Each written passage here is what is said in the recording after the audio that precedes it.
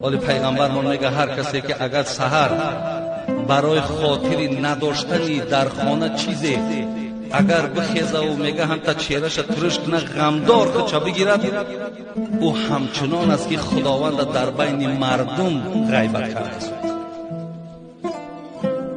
هر کسی که میگه اگر پیغمبرمون یک آدم مالدار اگر به خاطر پولش اگر تعظیم کنه و دستاش پیشی بر کند، سه یک دینش عیبین میرود.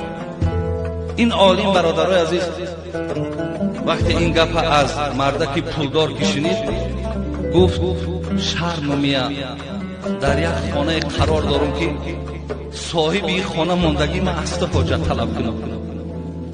برادر عزیز سخن بینید، من در مسجدم، این خانه خدا های، من در خانه خدا ماندگی اصلا نیاز طلب کنم.